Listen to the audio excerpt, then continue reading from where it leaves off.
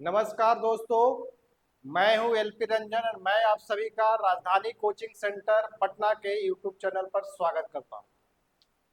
आज हम लोग बिहार सिविल कोड क्लर्क के मॉक टेस्ट नंबर 3 के मैथ का क्वेश्चन का डिस्कशन करेंगे। कुल 10 प्रश्न हैं। जो भी टेस्ट दिए होंगे बच्चे, उनके पास प्रश्न पत्र होगा। तो यहाँ पे मैं क्वेश्चन को लिखूंगा नहीं। तो कुल 10 प्रश्न, क्वेश्चन नंबर 71 से 80। तो स्टार्ट करते हैं क्वेश्चन नंबर 71 71। पहला क्वेश्चन है जिसमें अभाज्य गुणनखंडों की कुल संख्या निकालना है, टोटल प्राइम फैक्टर्स। देखिए दिया हुआ है 25 का पावर 10 गुने 24 का पावर 20 गुने 26 का पावर 25। अब जब भी अभाज्य गुणनखंड निकालना हो या कुल गुणनखंड भी निकालना हो, तो जो बेस नंबर होगा, बेस नंबर का मतलब जिस पर पावर दिया हुआ है, जो आधार में संख्या है, उसको हम लोग अभाज्य गुणनखंड विधि से, प्राइम फैक्टराइजेशन विधि से गुणनखंड निकालेंगे। तो देखिए क्या करते हैं, यदि 25 का गुणनखंड करते हैं आप, तो 5 मतलब 5 का स्क्वायर। अब इसी तरह से मैं डायरेक्ट कर दूंगा, यहाँ ए हो जाएगा 5 का स्क्वायर, ऊपर पावर था 10। इसी तरह से 24 का गुणनखंड निकालेंगे। देखिएगा, तो सबसे पहले सबसे छोटा प्राइम नंबर से अभाज्य संख्या से स्टार्ट करते हैं। 2 है 12, फिर अभी 2 से 6, 2 से 3, मतलब 2 गुने 2 गुने 2 3 बार हुआ, गुने 3, 2 का पावर 3 गुने 3। इसी तरह से यदि 26 को करेंगे तो 2 गुने 13 का पावर 25, यहाँ पे 20। अब इसको ब्रेक कर दें, ब्रैकेट हटाएंगे तो 2 गुने, इंडिसेस का रूल लगाइए, घातांक का, 5 का पावर हो गया 20 गुने 2 का पावर 60 गुने 3 का पावर 20 गुने 2 का पावर 25 गुने 13 का पावर 25। अब यहाँ कुल अभाज्य गुणनखंडों की संख्या निकालना था। आप बेस नंबर को एक साथ कर भी सकते हैं, नहीं भी करेंगे तो आंसर पे कोई फर्क नहीं पड़ेगा, क्योंकि इसमें भी क्या होता है कि a to the power m है गुने a to the power n, तो पावर क्या होता है, जुटता है, a to the power m plus n। इसको यदि हम एक साथ करें तो 2 का पावर 60 जोड़ 25 होगा। ऐसे भी कुल अभाज्य गुणनखंडों की संख्या में क्या करना होता है, कुल पावर को हम लोग जोड़ते हैं। तो पहले एक बार जोड़ ले या नहीं भी जोड़े कोई फर्क नहीं पड़ता है। तो कुल अभाज्य गुणनखंडों की संख्या जो होगा, उसमें क्या करेंगे, दिए गए जो घातांक है पावर है उसको जोड़ेंगे। तो 20 जोड़ 60 जोड़ 20 जोड़ 25 जोड़ 25, ये कितना हो जाएगा 20 60 80 20 100 और 25 25 50, 150। कुल अभाज्य गुणनखंडों की संख्या 150। विकल्प क्या है हमारे पास, सी विकल्प। चलते हैं अगले प्रश्न की ओर, क्वेश्चन नंबर 72।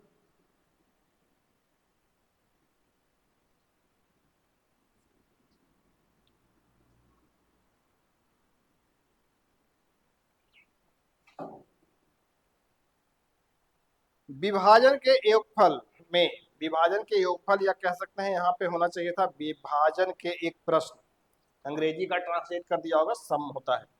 विभाजक, विभाजक का मतलब क्या होता है, डिवाइजर। विभाजक को अंग्रेजी में कहें तो यदि डिवाइजर, ठीक है, के बारे में कह रहा है, भागफल का 10 गुना, भागफल का 10 गुना। यदि भागफल हमारा q है तो इसका 10 गुना ये हुआ, और शेषफल का 5 गुना। यदि शेषफल हमारा r है तो इसका 5 गुना।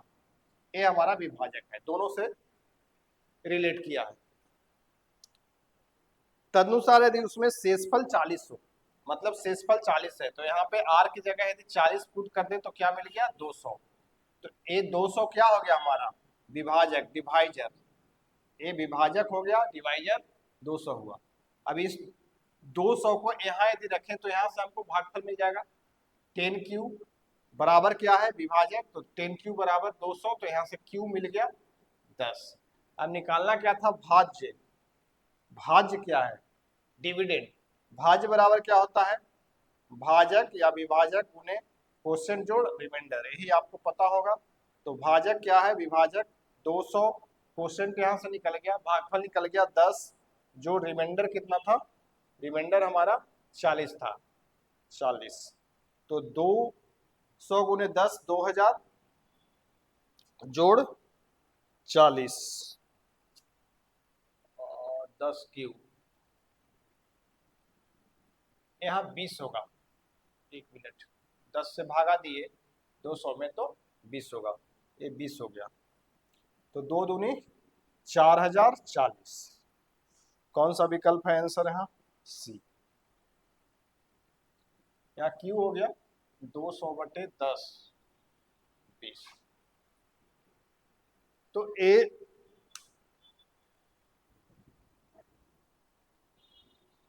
क्वेश्चन नंबर था ये 72, 72 नंबर। चलते हैं अगले प्रश्न की ओर। Question number 73।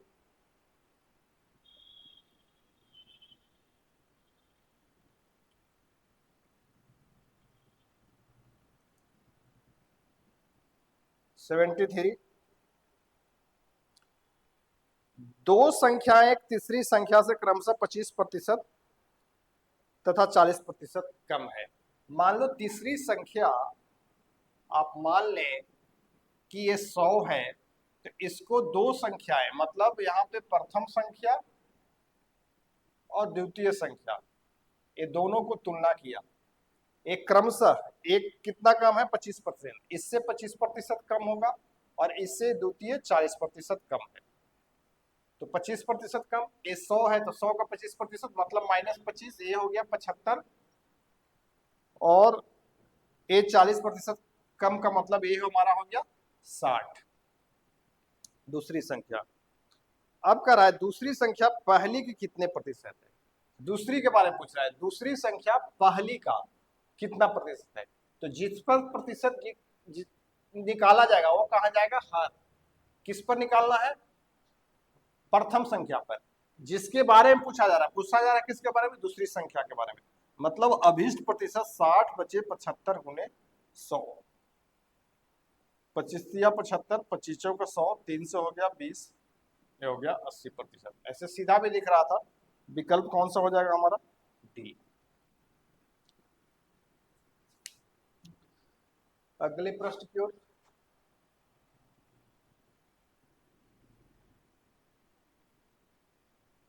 Seventy four. चीनी की कीमत में 20% की कमी की जाती है। चीनी की कीमत में 20% की कमी की जाती है जाने पर श्रीभद्र 320 रुपये 5 किलोग्राम अधिक चीनी खरीदता है। इसको भिन्न में बदले, 20% को भिन्न में बदलेंगे मतलब 1/5। मतलब इसको भिन्न में बदलेंगे, 20% कमी का मतलब यदि 5 रुपए किलो चीनी पहले मिलता होगा तो 1 रुपये उसमें कमी। तो कमी होने के बाद क्या प्राइस हो गया? 4।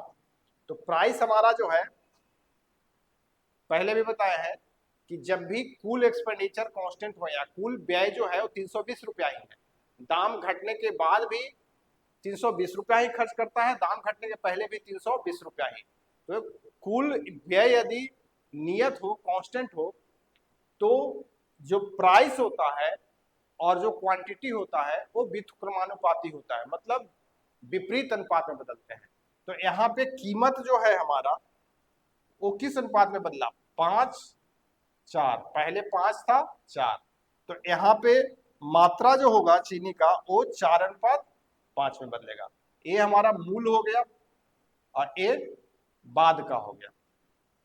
अब यहां समझे, मात्रा में बढ़ोतरी 4 से 5, कितने इकाई का? 1 इकाई का। प्रश्न के अनुसार कितना अधिक मिलता है? 5 किलो, मतलब ये 1 इकाई 5 किलोग्राम के। हमारा मुझे निकालना था चीनी के मूल कीमत कितनी है। मूल कीमत का मतलब प्रति किलोग्राम। तो यहाँ पे मूल मात्रा निकालें तो मूल मात्रा ए वाला 4, तो 4 इकाई कितना हो जाएगा? 20 केजी, है कि नहीं? तो 20 केजी प्रारंभ में, मूल स्टार्टिंग में वो खरीदता था। कितने रुपया में खरीदता था? 320 रुपया में। तो प्रति किलोग्राम निकालने के लिए क्या करना होगा? 320 में 20 से भागा, मतलब वो 16 रुपये प्रति किलोग्राम चीनी पहले खरीदता था स्टार्टिंग में। तो इसमें विकल्प हमारा क्या हो गया? सी। अगले प्रश्न की ओर।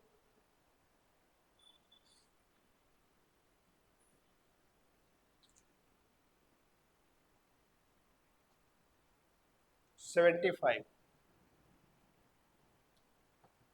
एम संख्याओं का औसत एन स्क्वायर तथा एन संख्याओं का औसत एम स्क्वायर हो, तो एम प्लस एन संख्याओं का औसत।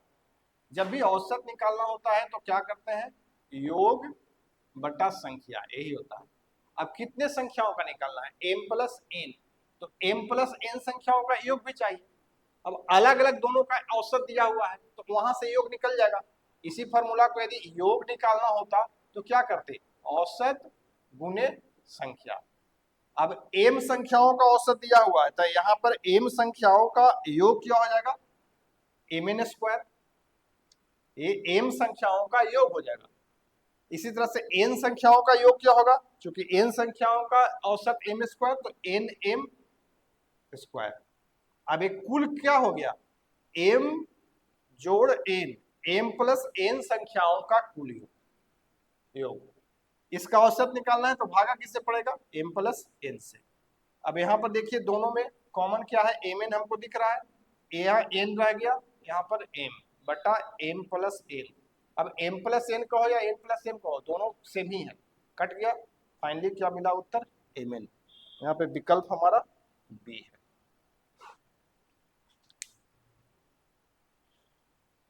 क्वेश्चन 76 76।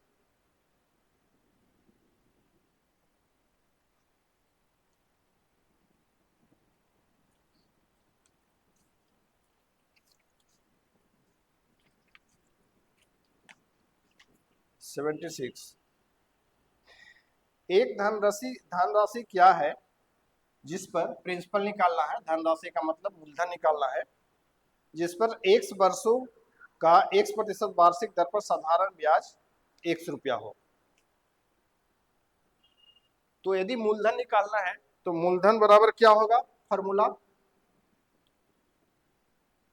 SI गुने 100 बटे R गुने T। SI क्या है हमारा, एक धनराशि, x वर्षों का x% साधारण ब्याज भी x, ये भी x है, तीनों x है, इस x से कैंसिल हो गया, मतलब 100 बटा x, ये हमारा मूलधन हो गया।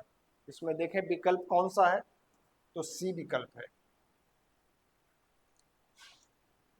Question number 77, question 77।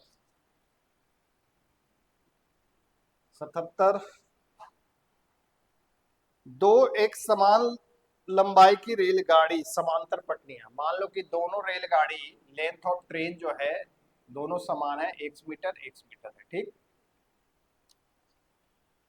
समांतर पटरिया पर क्रमशः 65 किलोमीटर प्रति घंटा 85 किलोमीटर गति से विपरीत दिशा में, इस तरह से विपरीत दिशा में चल रही है, एक दूसरे को 6 सेकंड में पार करती है। तो विपरीत दिशा में जो 6 सेकंड में पार करेगा एक दूसरे को, तो वहां पे सापेक्ष चाल निकालना होगा, क्योंकि वो इंडिविजुअल चाल से नहीं एक दूसरे को पार करेगा, रिलेटिव वेलोसिटी स्पीड। तो रिलेटिव स्पीड जो हो जाएगा उसमें क्या होगा, विपरीत दिशा में दोनों चाल जुड़ते हैं, तो 65 जोड़ 85, 65 जोड़ 85 किलोमीटर प्रति घंटा, 150 किलोमीटर प्रति घंटा। इसको मीटर पर सेकंड में बदलने के लिए क्या करना होगा, 5/18 से गुना, 18 25 75 बटे 125/3 मीटर प्रति सेकंड। ये सापेक्ष चाल हो गया। हमको निकालना क्या है, ट्रेन की लंबाई। अब यहाँ पे ट्रेन की लंबाई जब एक दूसरे को क्रॉस करेगा तो ये भी x मीटर, कुल दूरी कितना तय करेगा, x जोड़ x, और दूरी क्या होता है, चाल गुने समय, तो चाल के रूप में क्या हो जाएगा 125/3, समय कितना लेगा 6 सेकंड, तो 3 दूनी 6, मतलब 2x बराबर 125 गुने 2, तो x बराबर क्या हो गया 125 मीटर। क्योंकि दोनों ट्रेन समान लंबाई की थी, उसका लंबाई 125 मीटर। विकल्प देखते हैं कौन सा है हमारा, सी विकल्प है यहाँ पे भी, तो इसका सी विकल्प उत्तर हुआ। अगले प्रश्न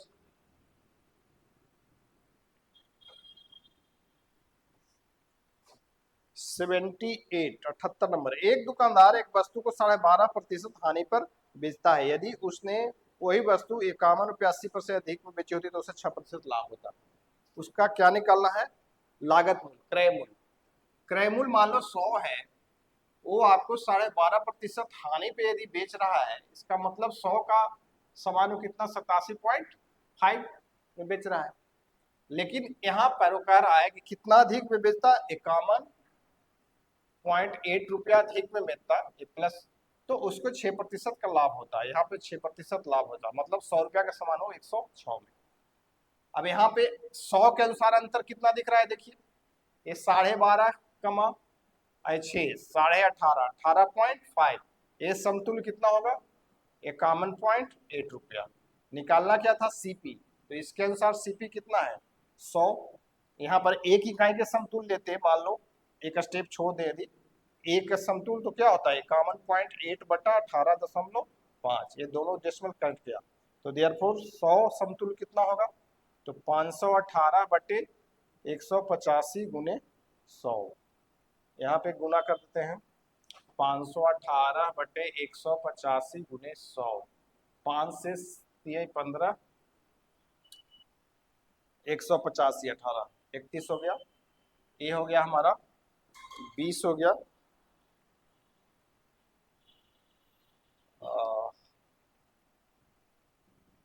51.8 है, ठीक तो है, 18.5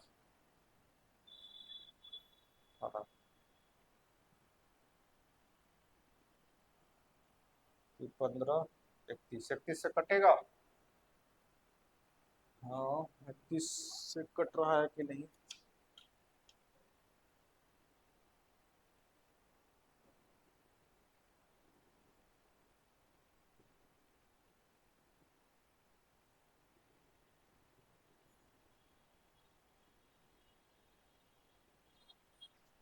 पंक्ति 15 3 5 7 35, यहाँ पे गलती हो रहा है काटने में, 3 शेष बच गया था 37।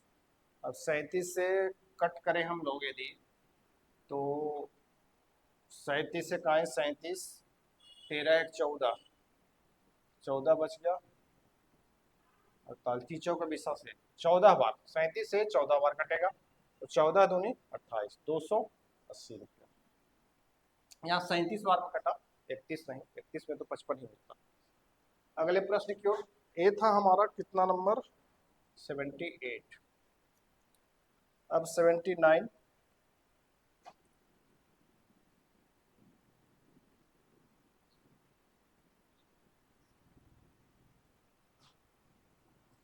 सेवेंटी नाइन कर रहा है 50% तथा 50% की दो क्रमिक छूट कितने प्रतिशत की, एकल छूट सिंगल बट्टा, तो आप सीधा ट्रिक पे बैठा दो, 50 प्लस 50 माइनस हो जाएगा 50 गुनी 50 बट्टा 100, मतलब 100 माइनस प्रतिशत में हो जाएगा ये, -25, 75% का छूट मिला। ऐसे भी सोच सकते थे, दूसरा तरीका, एक बार 100 का सामान 50% डिस्काउंट, मतलब 50 हो गया, फिर 50% डिस्काउंट यहाँ पे हुआ प्रतिशत में, तो इसका आधा करोगे मतलब -25 होगा, 25, 100 का सामान 25 में मिला मतलब 75%, लेकिन ट्रिक पे भी सीधा है। ये हमारा था क्वेश्चन नंबर 79। अब आते हैं लास्ट क्वेश्चन 80।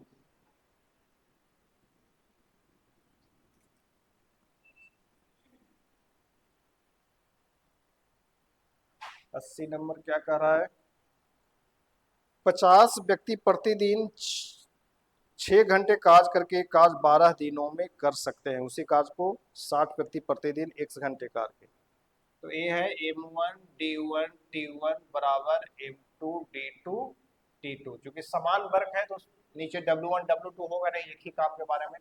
M1 50 व्यक्ति 6 घंटे प्रतिदिन कार्य के 12 दिनों में, 12 गुने 6 बराबर M2 60 व्यक्ति प्रतिदिन कितने 1 घंटे काम करके 8 दिनों, 8 गुने x, यही x निकालना है। देखिए कट कर ले, 0 से 0 कट गया, 6 से 6 कट गया, और क्या हो गया 12 25 60, x बराबर 5 गुने 12 बटे 8, 4 दूनी 8 चौथिये 12 मतलब 15/2, 7.5 घंटा। कौन सा हुआ विकल्प बी। तो इसका उत्तर हमारा बी होगा। तो इस पे था, तो ये हम लोग का 10 क्वेश्चन समाप्त हो गया। अब हम लोग नेक्स्ट मॉक टेस्ट के वीडियो में मिलेंगे। आज के लिए इतना ही, बहुत बहुत धन्यवाद।